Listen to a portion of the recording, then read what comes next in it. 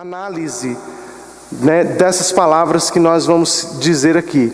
A primeira coisa que nós vamos ver aqui no versículo 1 é o seguinte: olhei e eis o Cordeiro em pé sobre o monte Sião. Então a gente sabe que o Cordeiro está em pé sobre o monte Sião. Vamos colocar aqui, monte Sião. Esse não tem. Vamos ver esse aqui. Esse aqui tem.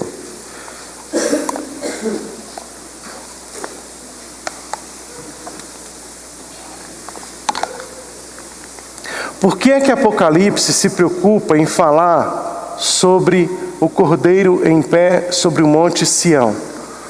Por que isso? É bom a gente entender que nada na Bíblia está escrito por acaso, principalmente em Apocalipse.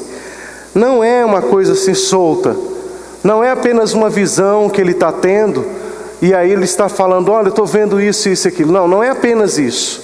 Nós precisamos entender que toda visão que ele está recebendo de Deus, tudo que ele está recebendo, tem um fundamento anterior na palavra de Deus.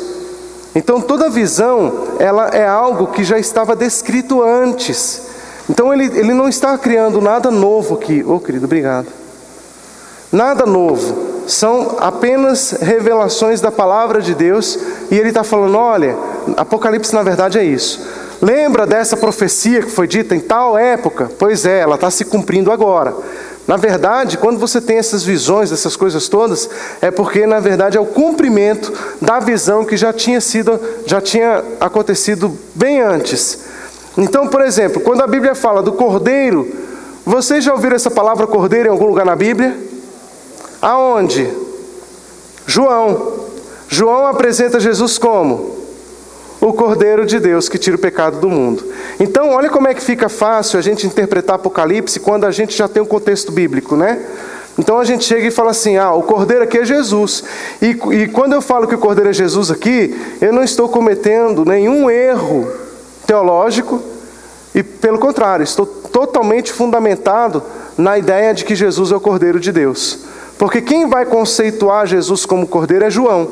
E nós temos esse discernimento. É algo para a gente que é tão claro, que quando nós vemos aqui esse texto de Apocalipse, nós já associamos o Cordeiro a Jesus. Certo? E até porque Apocalipse vai falar sobre isso também, né? Mas a gente já faz essa associação. Bem, o Cordeiro é Cristo. Ok, perfeito. Sobre o Monte Sião. Por que ele estava em pé sobre o Monte Sião? Vamos ver algumas coisas aqui interessantes? Por que o Monte Sião? Abra a sua Bíblia no Salmo capítulo 2.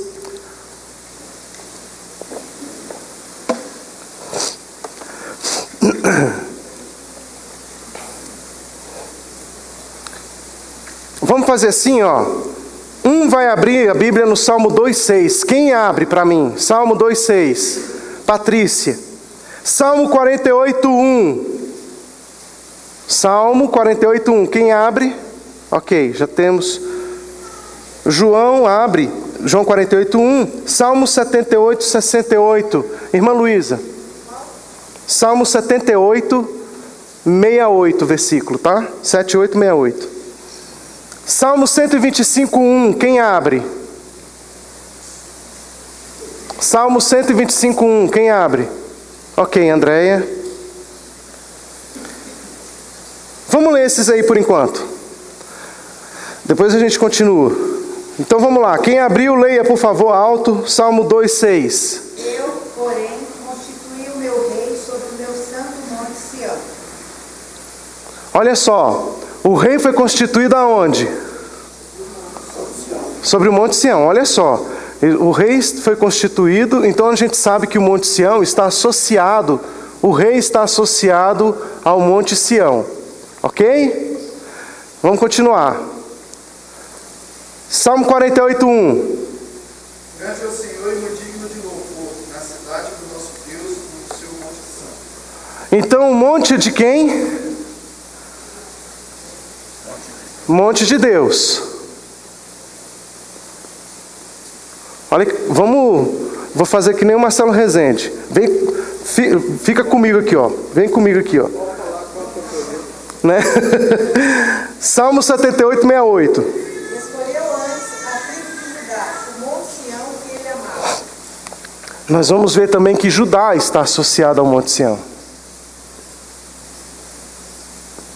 A tribo de Judá, o Monte Sião. Nós vamos ver agora, foram esses versículos? Só não, né? Tem mais. 125:1.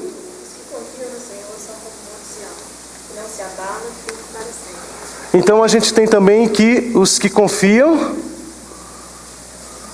Senhor, como o Monte Sião, Olha um monte de coisa que está diretamente associada ao Monte Sião. Então o Monte Sião, se você for no Monte Sião agora lá, você vai ver o que lá? Não, agora você vai ver nada, porque lá é um deserto. Né? Você vai ver turista indo lá, indo embora, tal, não tem nada lá. Mas o Monte Sião que a Bíblia está descrevendo, ele é o lugar do rei, é o lugar de Deus, é o lugar de Judá, é o lugar dos que confiam no Senhor. Então esse Monte Sião, a gente sabe que não é físico o monte em si, mas embora lá tenha sido palco, né, do fundamento de Israel, mas nós sabemos que hoje o monte lá está vazio, não tem nada lá, não tem nenhuma edificação, não tem ninguém morando lá. O que nós sabemos é que esse monte é uma representação do povo de Deus. Então, quando a Bíblia diz em Apocalipse que o Cordeiro está em pé sobre o Monte Sião, ele está fazendo uma analogia aqui, ó, a tudo isso aqui, ó. Ok? Tudo bem, gente? Vai ficando mais claro assim, né? Então, olha só. Agora, também digo a vocês que esse monte, porque assim, a gente tem que trabalhar a Bíblia com muito equilíbrio. É importante a gente entender que é uma associação, mas eu pergunto a você, o Cordeiro vai estar fisicamente sobre o Monte Sião? Vai.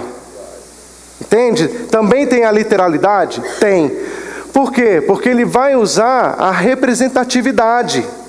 O Cordeiro vai estar em pé sobre o Monte Sião para poder dizer que ele está reinando sobre Judá, sobre os que confiam no Senhor. Ele vai estar sobre o Monte Sião físico ou no Monte Sião Senhor? Isso, nos dois, né? É associado, porque quando na sua volta ele vai estar sobre o Monte Sião para afirmar aquilo ali, ó. Né? É que nem, por exemplo, quando ele veio para Jerusalém, Jesus podia ter nascido chinês. Já pensou Jesus chinês? Made in China, né? Jesus podia ter nascido brasileiro, né? Não, porque o Brasil não era descoberto. Nem era descoberto. Mas imagina se Jesus fosse brasileiro, né? Aí a gente ia para algum lugar hoje, o pessoal, Pelé, Neymar, Brasil, Carnaval, Jesus, né? Então eles iam fazer esse tipo de associação. Não ia dar muito certo. Carnaval, Jesus. Então o que acontece? Jesus tinha que nascer o quê? Em Jerusalém. Ele veio fisicamente para Jerusalém? Veio. Ele andou nas ruas de Jerusalém? Andou. Mas por que ele andou ali? Porque Jerusalém estava associada a Jerusalém espiritual. Está vendo como é que as coisas funcionam? O espiritual e o físico, eles estão sempre associados. É por isso que a gente diz que o Senhor reinará sobre Jerusalém para todas as nações fisicamente. Haverá esse reinado físico. Por quê? Porque o reinado físico revela o reinado espiritual. O espiritual e o físico, gente, tem que andar juntos, tá? Então haverá esse reinado físico? Haverá. Mas por quê? Por que ele fala do Monte Sião? Porque ele está fazendo essa associação aqui, ó. Tá? É o lugar de Deus, é o lugar do rei, é o lugar de Judá, é o lugar dos que confiam no Senhor. Então, isso aqui não é, obviamente, físico, isso aqui é espiritual, mas haverá um reinado físico para promover a espiritualidade. Tá? Vamos lá para o... Isso era muito bem entendido pelos judeus, por todo Israel. Um exemplo que o próprio salmista vai dizer, e é um clássico texto, né, da gente, o Salmo 133, o versículo 3, ele diz assim, porque ali ordena o Senhor, não é isso não, Salmo 133, 3 é, como orvalho, que Tá ali, né? Oxe, eu quebrando a cabeça aqui. Como orvalho de Hermon que desce sobre os montes de Sião, porque ali o Senhor ordena a bênção e a vida para sempre. Está vendo? Então ele entende que o orvalho descer sobre os montes de Sião é como o local onde Deus ordenou o quê? A bênção e a vida para sempre. Dê uma olhada agora na profecia a respeito de Sião, do Monte Sião. Isaías 10, 12. Alguém leia. Quem vai ler? Isaías 10, 12. Alguém? Ok. Isaías 24, 23. Alguém? Isaías 24, ok. Isaías 29, 8. Alguém? Ok. 29, 8. Isaías 31, 4. Alguém? Isaías 31, 4, ok. Vamos ler primeiro Isaías, depois a gente vai para os outros profetas. Então vamos lá, Isaías 10, 12. Por isso, acontecerá que, havendo o Senhor acabado toda a sua obra no Monte Sião e em Jerusalém, então castigará a arrogância do coração do rei da Síria e a desmedida altivez dos seus olhos. Então a gente pode dizer que o Monte Sião é lugar de juízo. Ok?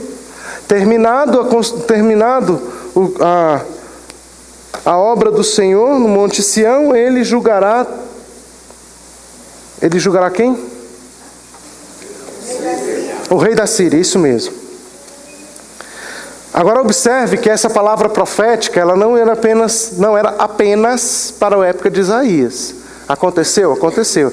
Mas lembrem-se que as profecias, elas se tornam cíclicas. Ou seja, ela vai acontecer de novo. Sobre o Monte Sião, o Senhor vai emitir juízo. Tá? Então é bom a gente entender isso. Isaías 24, 23. A lua, pois, ficará humilhada e o sol confuso e envergonhado, porque Yahvé, o Senhor dos exércitos, reina no Monte de Sião e em Jerusalém, absoluto e glorioso diante dos seus líderes e anciãos. Ok, Isaías 31, 29, 8.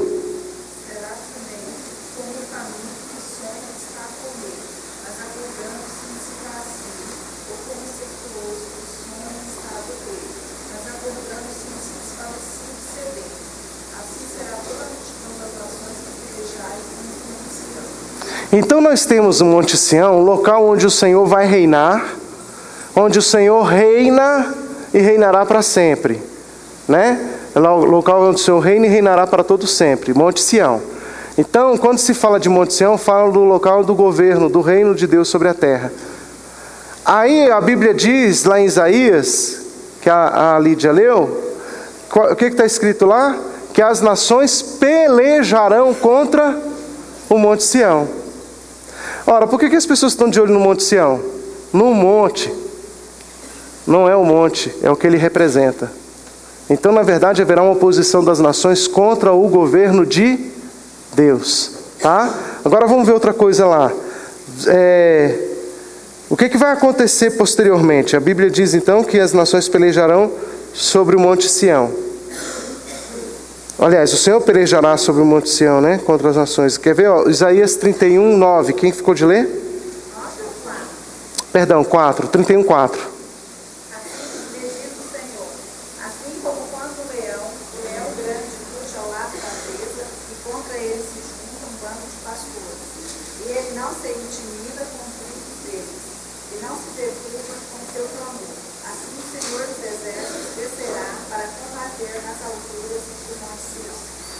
O Senhor descerá para combater no Monte Sião.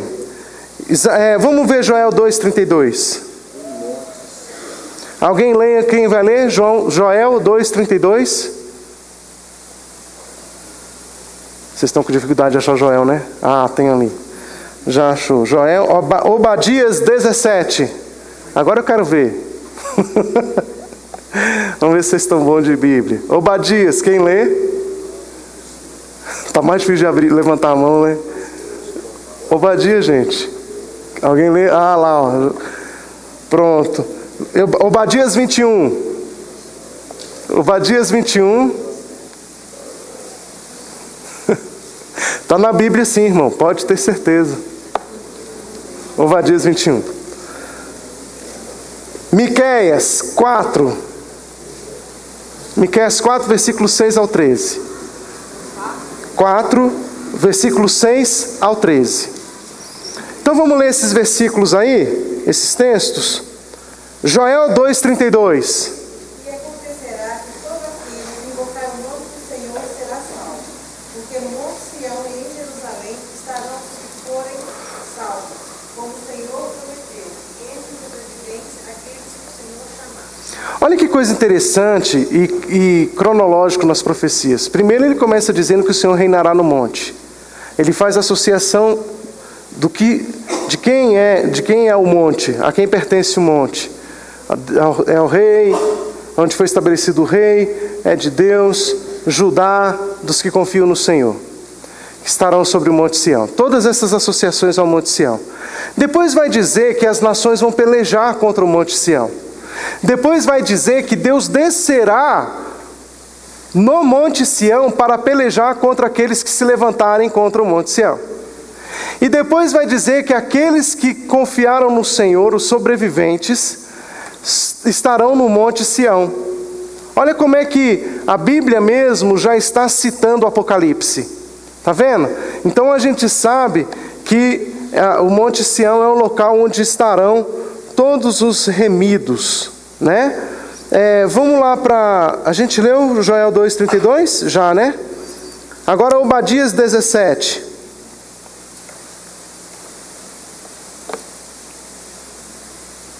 Mas no Monte Sião haverá livramento, o monte será santo, e os da casa de Jacó possuirão as suas cidades. Ok. No Monte Sião haverá o quê? Livramento. Obadias 21. Salvadores hão de subir ao Monte Sião, para julgarem o monte de Esaú, e o reino será do Senhor. Então o monte de Esaú será julgado no Monte Sião, pelo Monte Sião, ou pelos libertos que estarão no Monte Sião, né? Miqueias 4, 6 a 13. Estes consumirão a terra da Assíria, a espada e a terra de Nimrod, dentro de suas próprias portas.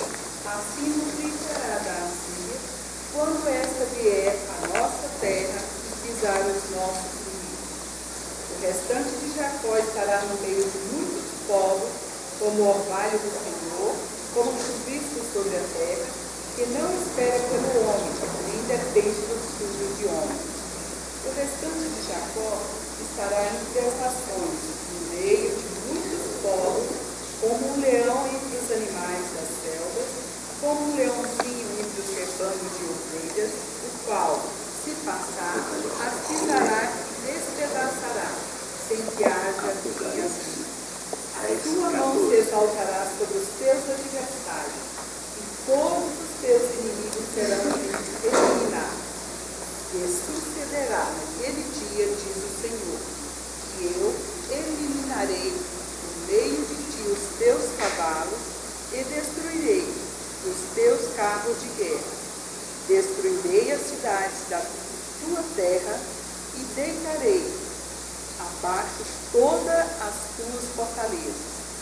Eliminarei as feitiçarias das tuas mãos e não terás adivinhadores.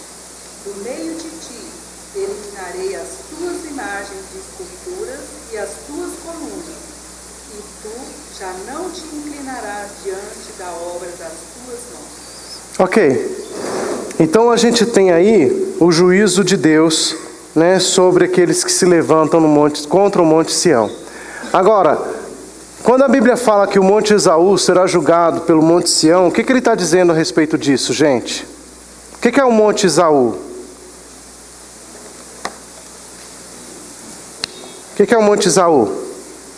Alguém sabe? Quem foi Esaú? Quem foi Esaú? Irmão de Jacó. Então o que acontece? Jacó teve um irmão chamado Esaú. Vocês conhecem a historinha de Jacó e Esaú, não conhecem? O que aconteceu com Jacó e Esaú? A clássica história.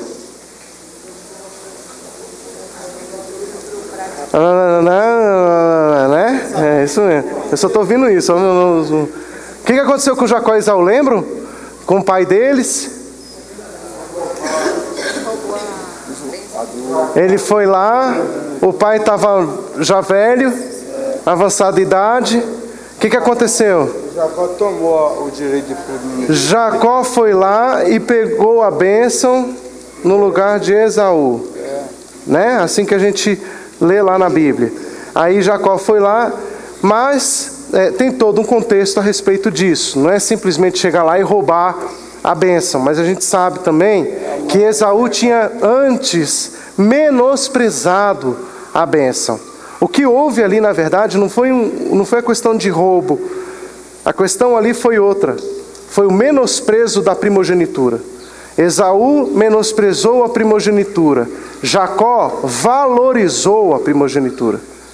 Então, o que ele fez? Ele falou assim, não, eu não vou perder a bênção, eu quero a bênção. E houve um menosprezo. Esaú falou, não, eu quero é comida. Né? Então, ele pensou no presente e não pensou no amanhã. Jacó já pensou no amanhã. Né? Ele se voltou para a promessa de Deus. Então, veja só. A gente tem a história clássica de Jacó e Esaú. Depois que isso acontece, o que vai acontecer? Eles se separam. Esaú fica com raiva de Jacó, quer matar Jacó, vai atrás de Jacó. E aí você tem Esaú vai ter uma geração de filhos. Ele vai ter filhos. E esses filhos são da linhagem de Abraão. Mas Esaú, quem era Esaú? Esaú é o pai de quem? Hoje do povo árabe. Então você tem a linhagem árabe, que é co-irmã do povo de Israel. Ou seja, são filhos de Abraão, são filhos de Isaac, mas não são filhos de Jacó. Então quando a gente fala assim... Senhor? O Esaú é o pai dos Edonitas. Dos Edonitas, Quem é o pai dos árabes é o Ismael. Exatamente, e Edom vem de Ismael, né? Então o que acontece? Você tem a linhagem árabe vindo da parte de Ismael e de Esaú. Então essa é a linhagem árabe. Agora, você tem ali, nessa linhagem árabe, você vai ter uma oposição e uma briga. Essa é uma briga de Esaú e Jacó que dura anos, né? O povo de Israel e o povo árabe. Que é também a linhagem de Isaac e Ismael. Você tem essa mesma história acontecendo na terra. Então o que acontece? São filhos de Abraão, mas não são filhos de Isaac, nem são filhos de Jacó. São filhos de Abraão, né? Então essa linhagem... essa briga você vai ter até esse dia aqui, ó. Nesse dia haverá o julgamento, tá bom? Haverá o juízo no Monte Sião. Vamos lá continuar no versículo 1 do capítulo 14. O Cordeiro vai estar de pé sobre o Monte Sião e vai estar emitindo juízo sobre todas as nações da terra. Mas é bom a gente lembrar também que hoje Israel está cercado pelo povo árabe, né? Está cercado. E há uma profecia a respeito disso, que os povos ao redor se levantariam contra Israel. Você vai ter isso em Zacarias, você vai ter isso em Ezequiel, você tem um monte de textos bíblicos falando sobre isso. Então é importante a gente entender que haverá essa batalha, essa luta, né? E a Bíblia descreve sobre isso. E fala que lá no Monte Sião, quem é que vai estar agora lá? A gente tem aqui o rei, Deus, Judá, os que confiam no Senhor, e agora em Apocalipse, os 144 mil.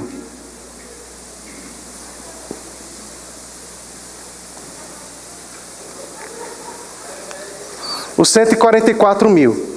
Agora, o que eles vão ter escrito? Olha lá. Eles têm o quê? Tendo na fronte escrito o seu nome e o nome do seu pai. Isso aqui é interessante, gente.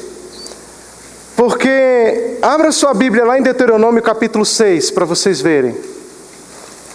Deuteronômio 6, versículo 8.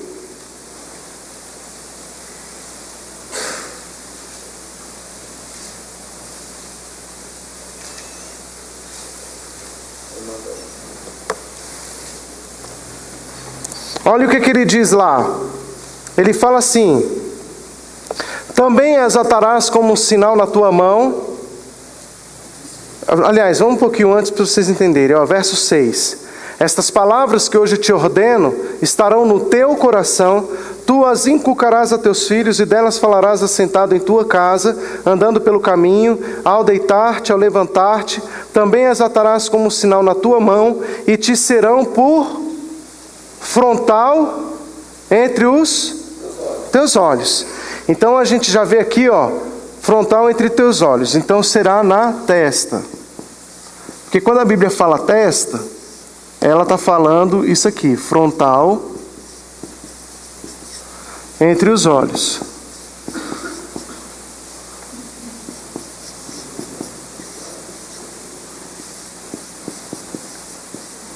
Tá?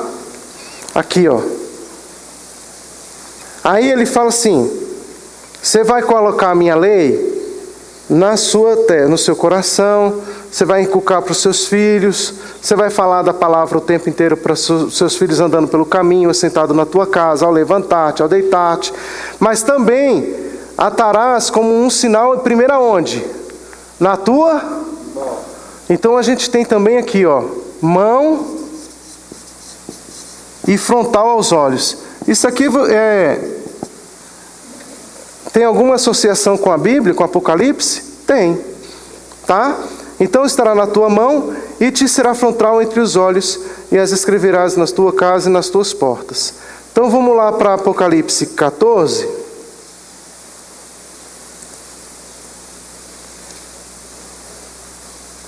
Aí ele fala assim: terá escrito o seu nome e o nome de seu pai. Ou seja, o nome de Jesus e o nome do Pai estarão escritos nos escolhidos.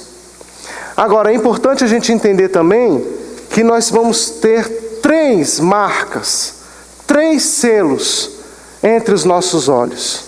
3 selos. O primeiro que a Bíblia vai falar é o selo do... E Paulo vai falar sobre isso, que nós temos o quê? O selo do Espírito. Nós estamos selados com o selo do Espírito. Temos o selo do Pai, agora o selo do Filho. Esses 2 selos são feitos agora, o do Pai e o do Filho. Tá ok? Então o que acontece? O selo que nós temos aqui, entre os nossos olhos, e o selo que nós temos na mão, ele vai falar, aliás, a Deuteronômio vai falar sobre isso, né? A mão e a testa, a mão e o frontal entre os olhos, eles estão aqui com o nome do Pai e do Filho.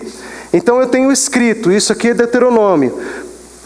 Porque quando a Bíblia fala isso, que o judeu deve ter escrito na mão e nos olhos, entre os olhos, você já viu algum judeu com algum nome escrito aqui, nome de Deus, e o nome, ou a palavra de Deus escrita na testa e na mão? Você já viu algum judeu com a mão escrita?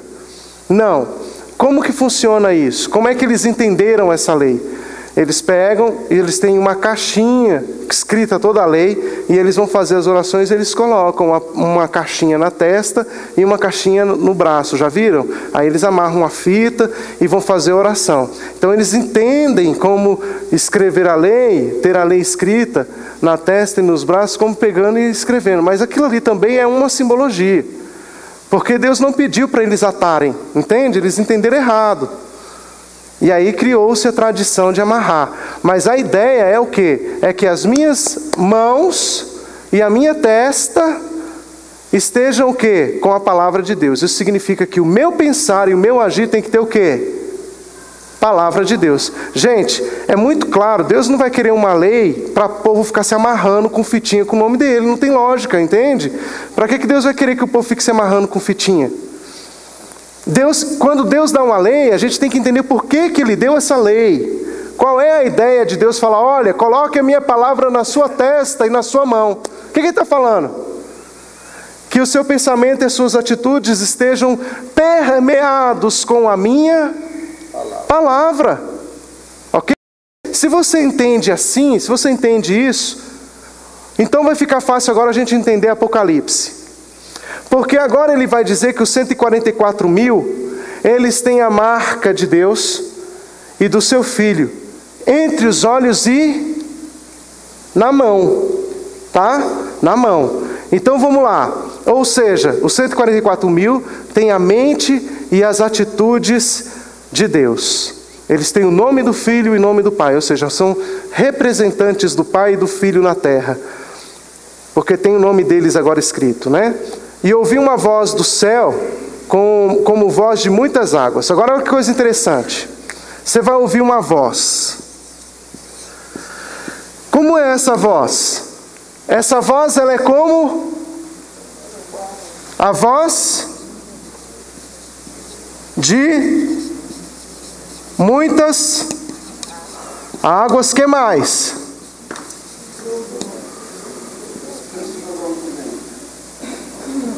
Voz como de trovão. Que mais? Voz de arpista, quando toca a harpa. Então, é uma voz que tem essas três comparações. É como, não é que ele está dizendo assim, é como a voz de muitas águas, assim como voz de arpista, é como uma voz assim de trovão, porque trovão nunca parece com a voz de arpista, quando toca a harpa, né? Primeiro que eu nunca vi arpista, não, arpista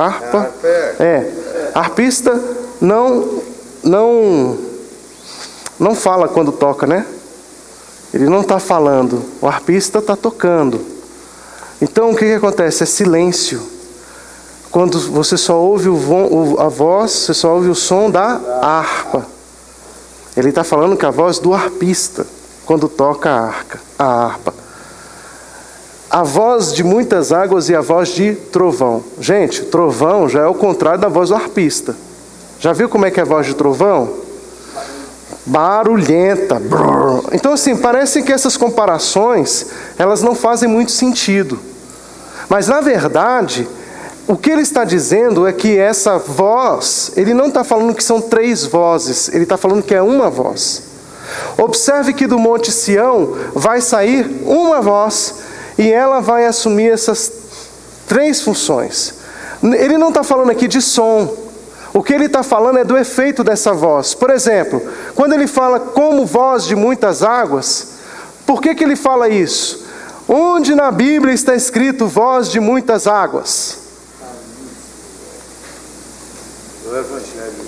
Está falando, Salmo 29 fala sobre isso. A voz do Senhor é como as muitas águas. Então ele está falando dessa associação. E quando o salmista fala de muitas águas, ele está fazendo uma referência a Gênesis. E o Espírito de Deus pairava sobre as águas. Então ele está falando de transformação. Ele está falando de luz ou de vida em meio ao caos, em meio às trevas. Então ele está falando que a água tem essa associação. A água, ela limpa aonde está sujo. A voz de muitas águas, purificadora. Então olha só. Também associada ao trovão. Onde que a gente vê sobre trovão? A voz de trovão. Lembram dos 10 mandamentos, por exemplo, quando foi dado a Moisés, a Bíblia diz que o monte lá saía trovões do monte. Por quê? Porque a voz, ela tinha autoridade, tinha poder. O som de trovão é inconfundível.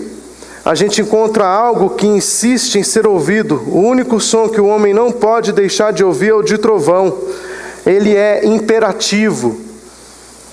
E a voz de arpistas, quando tangem a harpa, era um som de muitos arpistas que tocavam suas harpas. Isso nos lembra de um arpista que tocava sua harpa. Quem na Bíblia era arpista que tocava a harpa? O grande Davi. E como é que Davi fazia? Saul estava lá revolto em demônios. Davi pegava a harpinha dele, botava debaixo do braço, chegava no palácio do rei e começava a tocar. E quando ele tocava, o que acontecia? Os espíritos deixavam. E aí deixavam Saul. Saul ficava livre. Observem que essas associações estão falando da mesma voz. E é interessante porque essa voz vai ser dita agora, nos próximos textos. Olha só. A primeira voz, a segunda voz, a terceira voz. Então, nós vamos ter até a quinta, né? A quarta voz. Até a quarta voz. Vamos ver a primeira voz, ó. Ouvi um outro anjo. Deixa eu ver aqui o negócio.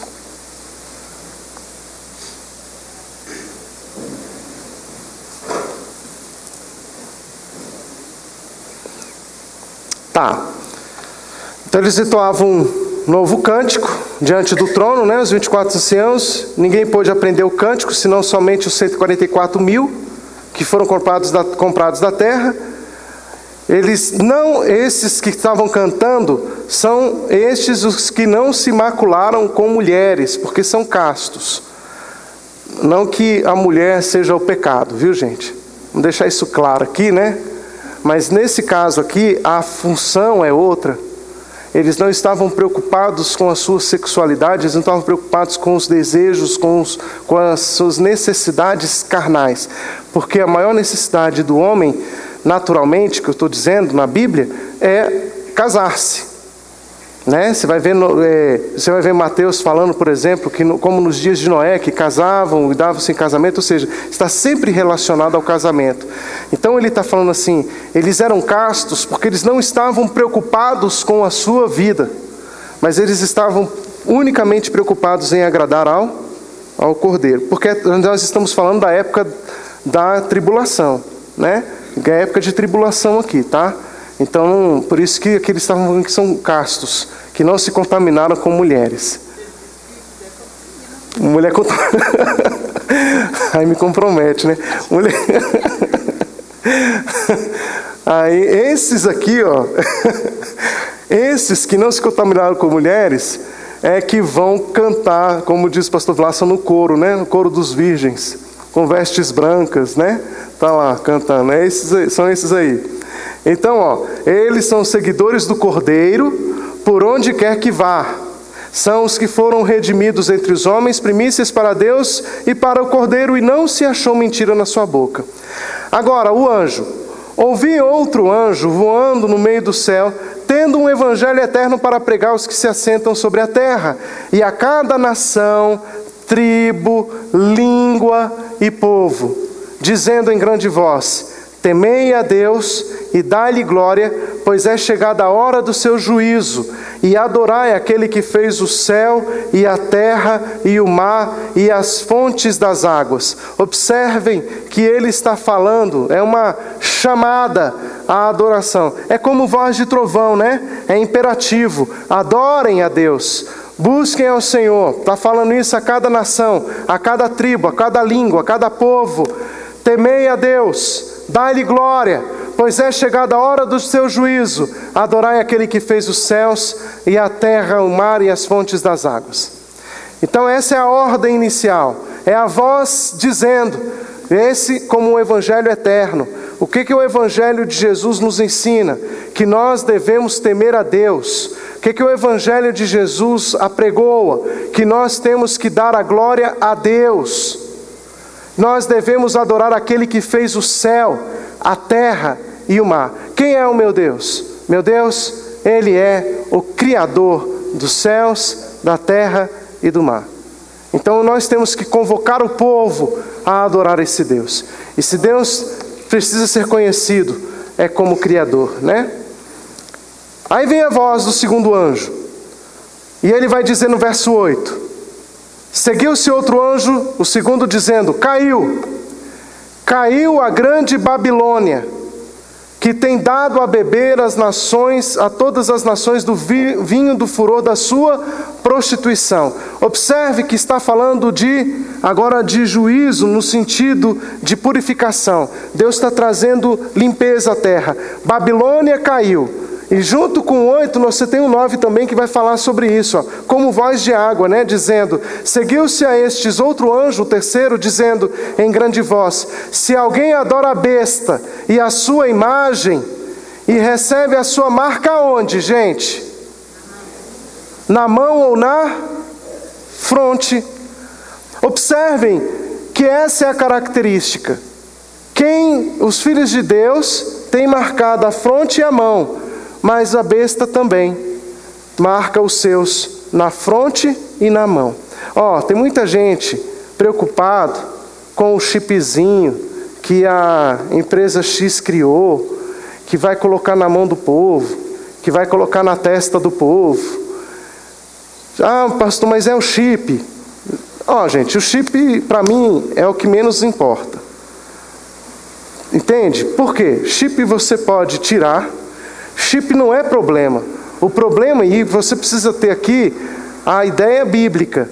Quando a Bíblia fala de testa, de marca na testa e na fronte, se ela está falando de marca na testa e na fronte dos filhos de Deus e ninguém fala em chip, e da mesma forma como ele fala de marca na fronte e na mão dos filhos, ele também vai falar agora da marca da besta na fronte e na mão. Então todo mundo fala da marca da besta, mas ninguém fala da marca dos filhos de Deus.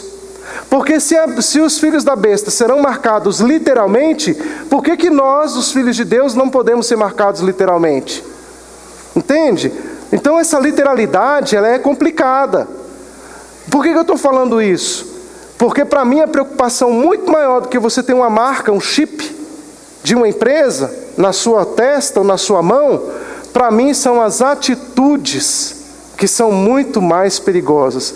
Porque tem muita gente que já está marcado na testa e na mão pela besta, com atitudes de besta, é um besta, né? Marcado na testa e na mão, com atitudes de besta, e está aí achando que é filho de Deus. Mas já tem a marca da besta.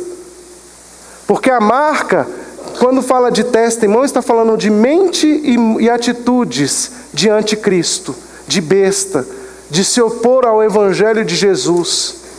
Tem muita gente que está com marca, está dentro da igreja, mas está marcado. Está marcado por quê? Está marcado porque tem a mente e o coração do inferno. Não tem o coração do reino.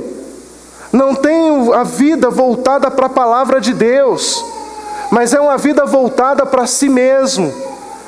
Gente, isso é perigoso. Isso é adoração.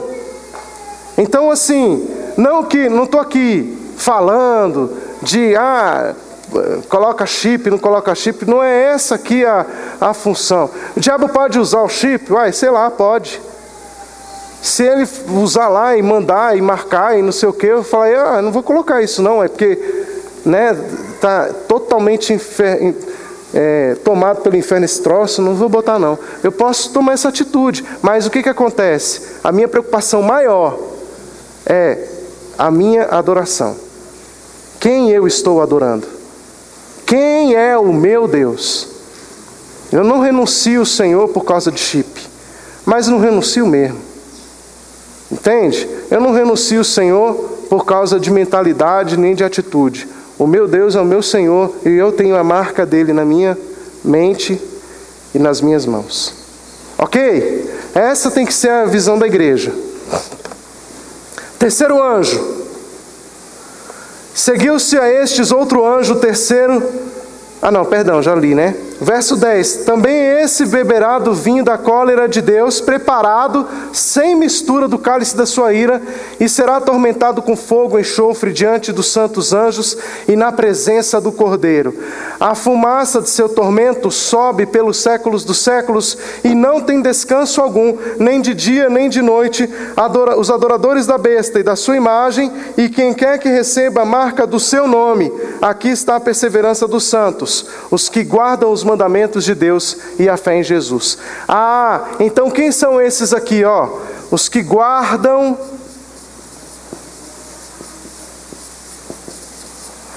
os mandamentos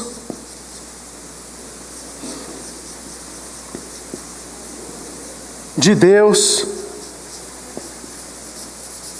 e a fé em Jesus. Observem, por que eu tenho o nome de Deus e de Cristo? Porque o nome de Deus em mim, porque eu guardo os seus mandamentos.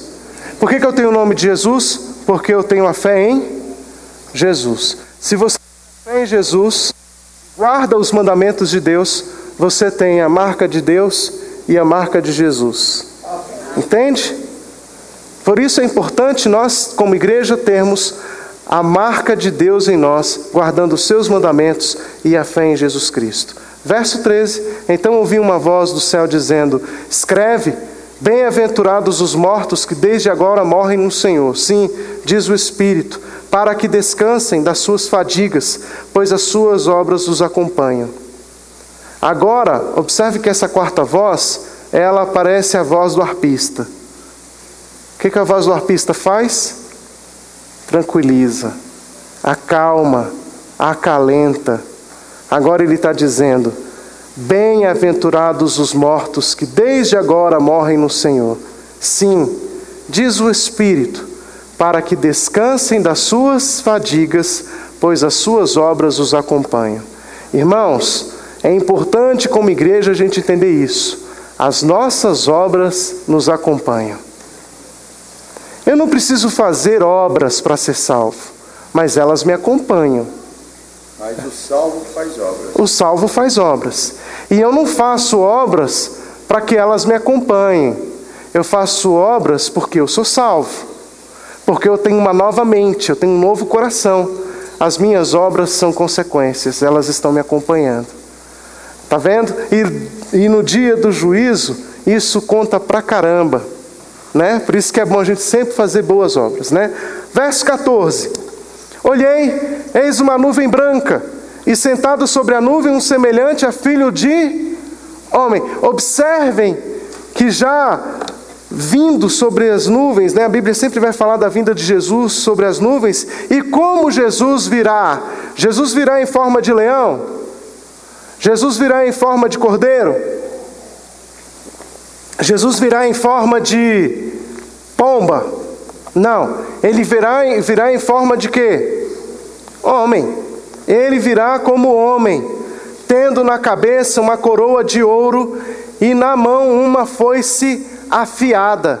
Olha que coisa interessante.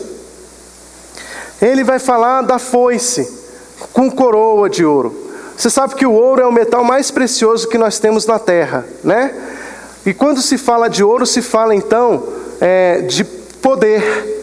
Uma coroa fala de autoridade, a autoridade que tem o poder sobre a terra. Então ele voltará na nuvem, sobre as nuvens do céu, ele voltará com uma coroa de ouro. Ou seja, assumindo o seu governo sobre a terra. E a Bíblia diz que ele virá com uma foice. É engraçado, porque o rei, ao invés de foice, nos fala de cetro, não é? Todo rei tem um cetro, mas o nosso rei, ele tem uma foice. Por que isso? Abra sua Bíblia em Marcos, capítulo 4.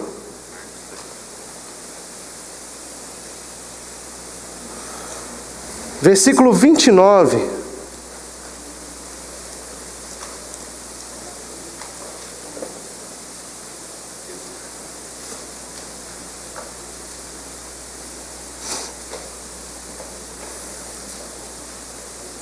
Aliás, vamos ler o 26, né? Olha só. Marcos 4, 26. Disse ainda: o reino de Deus é assim, como se um homem lançasse semente à terra e depois dormisse e levantasse de dia e de noite, e a semente germinasse e crescesse, não sabendo ele como. A terra por si mesmo frutifica, primeiro a erva, depois a espiga, e por fim o grão cheio na espiga. E quando o fruto já está maduro, logo se lhe mete a foice, porque é chegada a ceifa. A Bíblia sempre vai falar da ceifa, né? A ceifa, o dia da ceifa. Jesus fala isso muito, fala em Mateus. Eu usei esse texto de Marcos, mas tem vários textos na Bíblia falando do dia da ceifa. Vai falar do trigo, do joio, no Mateus capítulo 13, que eles vão crescer juntos, e aí o Senhor vai ceifar. Ele vai ceifar o joio, depois ele vai ceifar o trigo. Então nós temos aqui essas palavras de Jesus, essas parábolas, elas estavam também falando aqui de Apocalipse, tá? Então nós temos aqui essa ideia de colheita no dia final. Jesus vai vir como ceifeiro. Ele é o Senhor da ceifa, né? Como cantava o meu sobrinho antes, ele cantava assim: o Senhor da ceifa está chamando. O que é ceifa, Danilo? Eu não sei, né? Não é ceifa, não é ceifa, né? O Senhor da ceifa está chamando. Quem quer ir por mim a proclamar? Almas que sem da salvação participar. É, isso mesmo.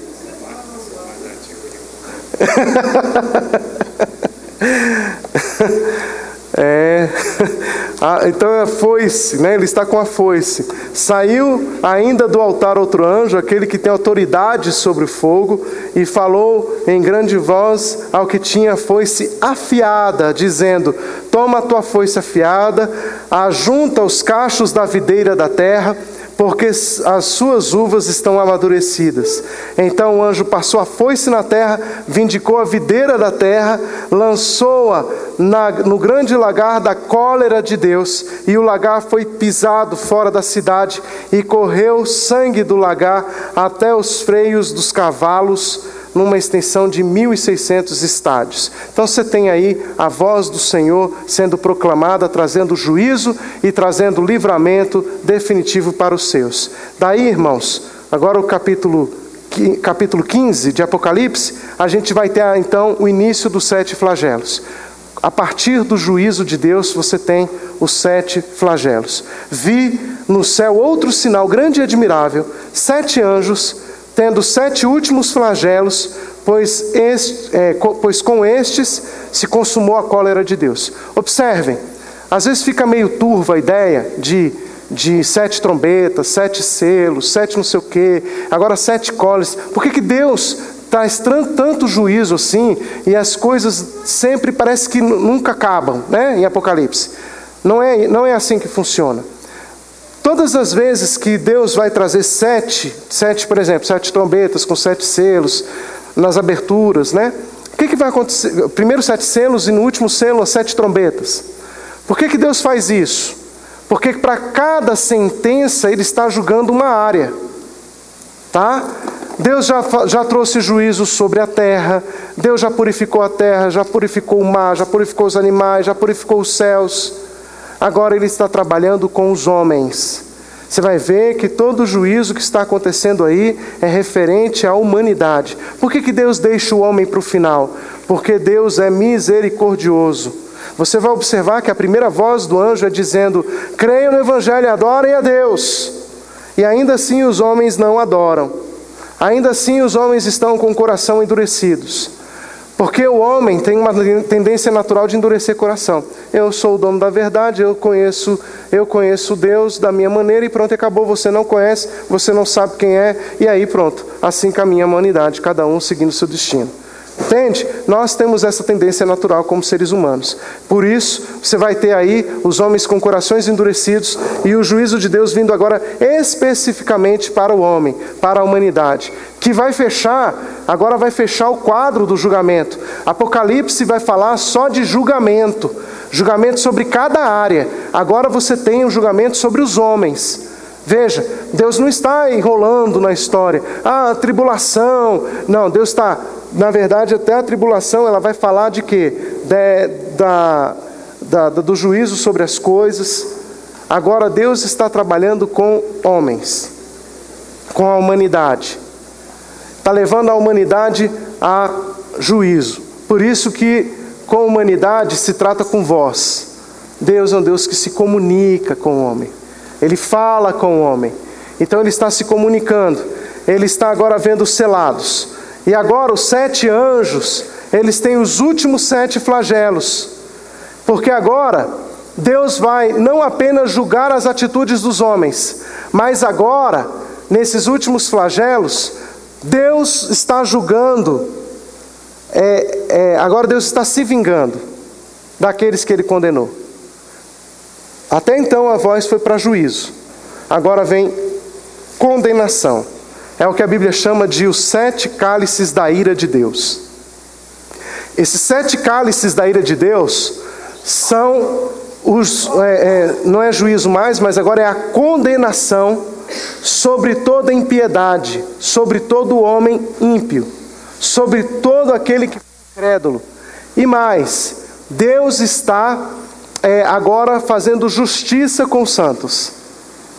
Porque a Bíblia diz que nós estamos orando e nós estamos enchendo, as nossas orações estão enchendo o altar de Deus, o cálice de Deus. Esse cálice da ira é quando nós, pelas nossas orações, pelo nosso clamor, pedimos a justiça de Deus. Deus foi vendo a impiedade crescendo.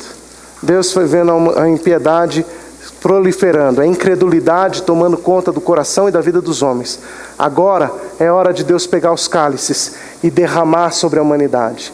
Ou seja, Ele não está apenas agora condenando a impiedade, mas agora Ele está fazendo justiça com os eleitos de Deus. Então você pode ter certeza, irmãos, que diante de toda a injustiça que se pratica contra nós, haverá um juízo final. E eu vou falar para vocês, é muito pior. Então, a gente não tem que ficar guardando mágoa de ímpio que está se levantando contra a gente. Não devemos fazer isso. Os ímpios estão se levantando contra a gente, não guarde mágoa nem nada não. A vingança não é nossa. Ela pertence ao Senhor.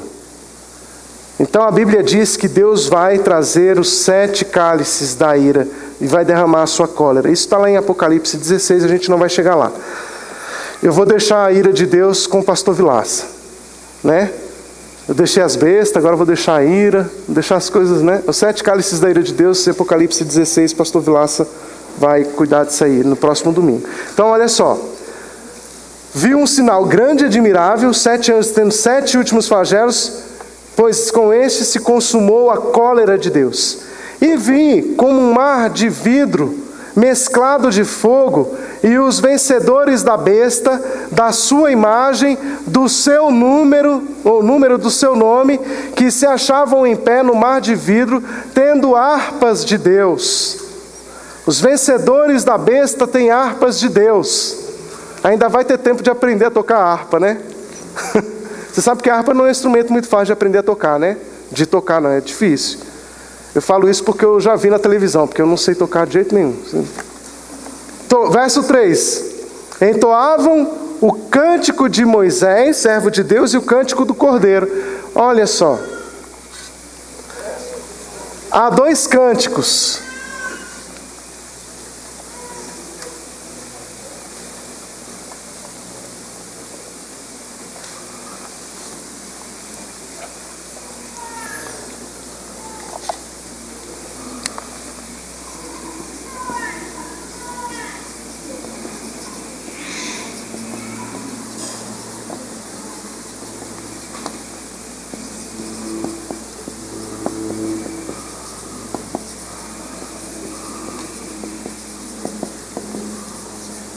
O que significa isso?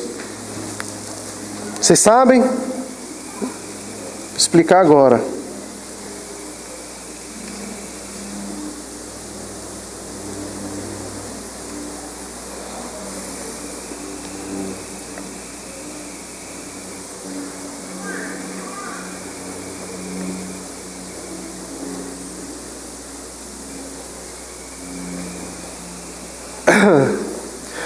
Os mártires vitoriosos cantam 2 cânticos.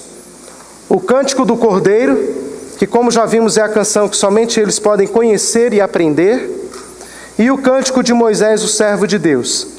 Este hino é aquele que Moisés cantou em sua celebração de triunfo, depois do cruzamento do Mar Vermelho, após entrar no deserto, sair do Egito. Encontramos este cântico em Êxodo capítulo 15, no versículo 1 ao 19. Moisés vai dizer: o Senhor é a minha força e o meu cântico, Ele me foi por salvação. O Senhor reinará para todo sempre.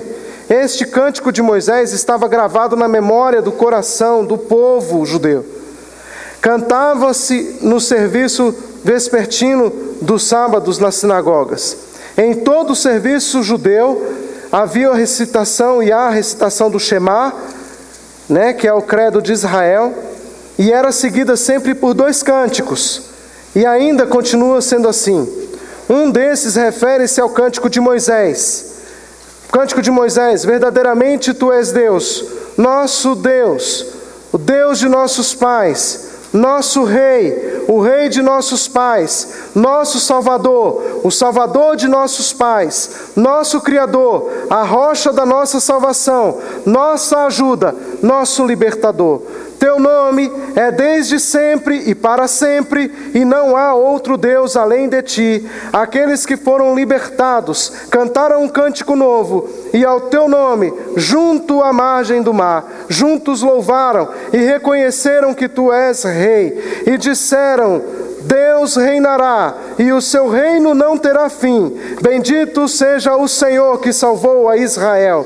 Então a canção de Moisés vai rememorar a libertação na história do povo de Israel e os mártires vitoriosos que atravessaram o mar da perseguição para chegar vitoriosos até as margens do céu, cantando precisamente esta canção.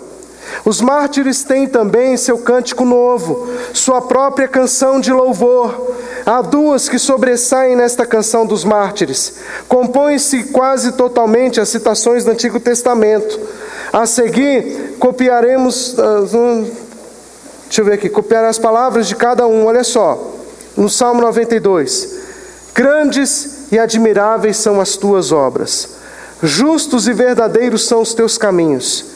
Quem não te temerá e não glorificará o teu nome, ó Senhor, pois tu és santo. Todas as nações virão e adorarão diante de ti. Os teus juízos foram manifestos. É numa passagem como esta que nós podemos nos dar conta do profundo conhecimento que João tinha do Antigo Testamento. Quando os mártires buscaram palavras para louvar a Deus por sua bondade e sua magnificência, foi nas Escrituras que eles as encontraram. Então você tem aí Apocalipse falando do cântico de Moisés. E o cântico do Cordeiro? O cântico do Cordeiro é o cântico dos salvos das nações. É o cântico da nossa libertação, da libertação das nações da terra. Nos fala da graça de Deus, porque o Senhor nos libertou. O Senhor Jesus. O Verbo se fez carne e habitou entre nós, e vimos a sua glória como a glória do Pai. Ele veio, entregou a sua vida na cruz, morreu pelos nossos pecados e assim nos deu vida. Ressuscitou, selando então a nossa aliança com Deus. Estamos livres. Aí nós vamos cantar o cântico da nossa libertação e o cântico da nossa redenção, da nossa vitória, não é? Então ali eles vão dizer: concluiu. Esse cântico é o cântico da conclusão da nossa salvação. Nós estamos totalmente livres. Vencemos o pecado, vencemos o mal, já não há mais tentação, já não há mais luta, já não há mais possibilidade de sermos derrotados, porque agora está selado, somos vencedores. Está vendo? Já não precisamos mais lutar contra nada. Corpo redimido, terra redimida, juízo emitido, voz de Deus sentenciando os homens, condenando a todo mal e nos fazendo agora reinar pelos séculos dos séculos com o Senhor. Então esse é o cântico do Cordeiro e esse é o cântico de Moisés. Moisés vai trazer à memória a libertação do Egito. Para quê? Para dizer que assim como nós fomos libertos no Egito, o Senhor libertou o seu povo de toda a injustiça. Então olha que lindo esse cântico.